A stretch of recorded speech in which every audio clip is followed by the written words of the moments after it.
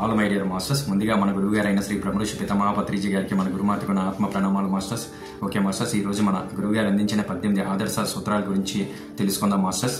1 సరైన ధ్యానము, 2 స్వాధ్యాయనము, 3 సజ్జన సాంగత్యము, 4 మౌనము, 5 పౌర్ణమి అమావాస్యలో ధ్యానం చేయడము, 6 పిరమిడ్ శక్తిని వినియోగించుకోవడం, 7 అలోపతి మందులకు దూరంగా ఉండడము, 8 పూర్తిగా శాఖాహారులుగా మారడము, 9 ప్రకృతిలో గడుపుతూ ట్రెక్కింగ్లు చేయడము, 10 ప్రత్యేక వేషధారణ లేకపోవడము, 11 చిన్ననాటి నుండి ఆధ్యాత్మిక శిక్షణ నేర్పిస్తూ ఉండడము, 12 అందరూ గురువులుగా మారడము, 13 ధ్యాన శిక్షణ కార్యక్రమంలో డబ్బులు తీసుకోకపోవడము, 14 విగ్రహారాధన అన్నది పూర్తిగా నిషేధము, 15 ఎవరి సమస్యలను వాళ్ళనే ధ్యాన శక్తితో పరిష్కరించుకోవడము, 16 గృహస్థ జీవనాన్ని ఆనందంగా గడపడము, 17 పిరమిడ్ ధ్యాన కేంద్రాలను విధిగా నెలకొల్పడము, 18 ధ్యాన అనుభవాలు ఆధ్యాత్మిక విశేషాలను గ్రంథ రూపంలో ప్రచారం చేయడం. ఓకే మాస్టర్స్, మన గురువుగారు అందించిన ఈ 18 సూత్రాలను ప్రతి నిత్యం ఎరుకతో ఆచరిస్తూ ఆచరింపజేస్తూ ఉందా masters. Thank you masters, thank you.